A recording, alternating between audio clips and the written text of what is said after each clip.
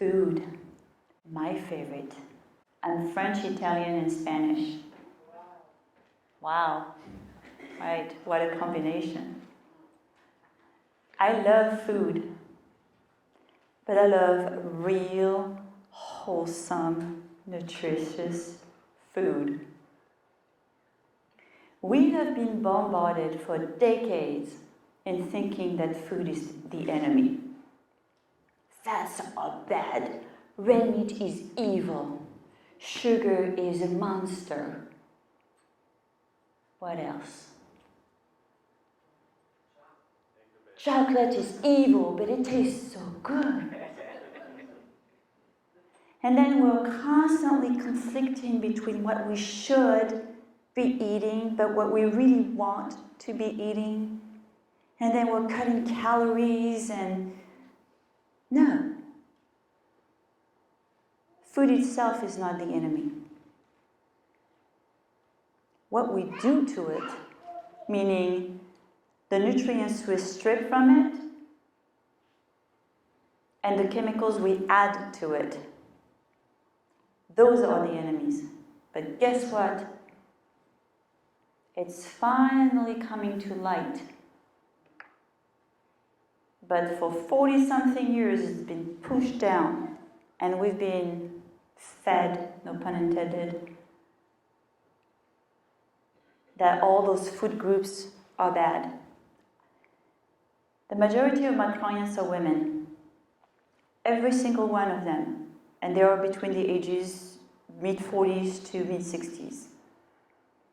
Every single one of them has a hormonal issue. And at some point in her life was on a fat-free diet,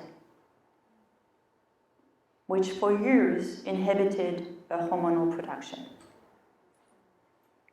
If this sounds like you, we need to talk.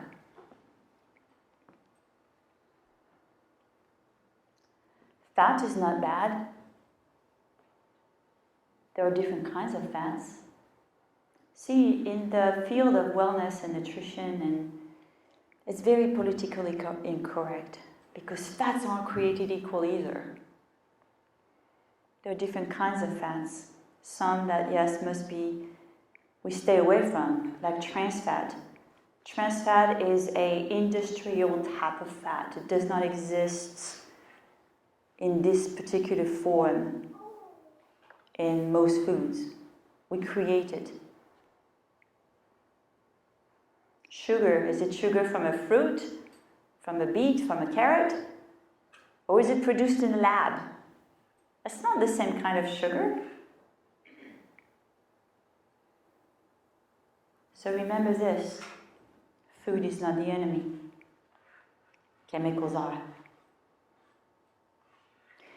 One class that I teach my clients is I take them to the grocery store to teach them how to read food labels. And not just content of fats, sugar, proteins, and that, but really what's in it. What is in the food that you're buying and eating and feeding yourself and your family? Are you buying food? Or are you buying a bunch of chemicals? If your food is nutrient dense, then it will feed you. If it isn't, then you'll be malnourished. So I'm going to need 2 more volunteers, and you're going to give me something, but I promise I will give it back to you.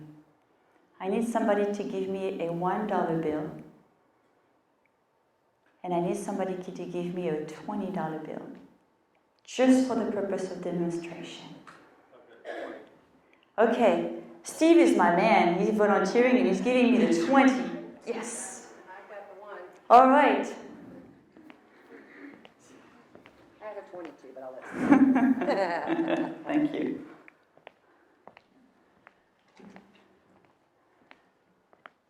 Thank you very much. I promise I will give them back. So, we've got $2 bills here. One is $1, the other one is 20. I'm going to put them on top of one another. They're the same size, right? They're about the same thickness. They feel the same. They smell the same. If I were to close my eyes and mix them up, I would not know which one is which, right? So when it comes to food, sometimes people say, yeah, but healthy and organic food is more expensive. And I'm going to tell you, to the contrary, it's a lot cheaper. On the surface, it looks more expensive. But what is the value, nutritionally speaking, of what you're eating, putting in your mouth? I'll take an example of an apple.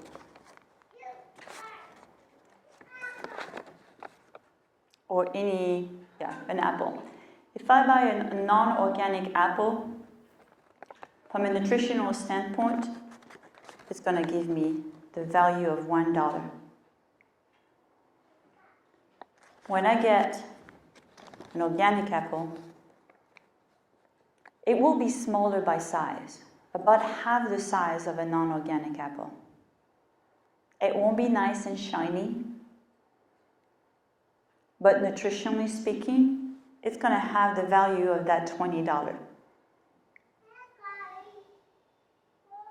So when we look at food, we're looking at nutrient density. How much bang for my buck am I getting out of that dollar that I spend on food? Are you buying empty foods? There is no nutrients, there is no fiber, there is no minerals, no vitamins, nothing.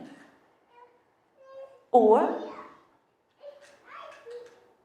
does it have a lot of things that with just one bite, it feels very filling? Have you ever had some food and you take one bite and it's like, wow, this is filling? Yeah, it's nutrient dense. So, are we comparing apples to apples? Do you want the $1 bill or the $20 bill? Come on, that's a no-brainer. Yeah. So thank you very much for letting me borrow your money. I'll put it back here. So when it comes to food, food is not created equal.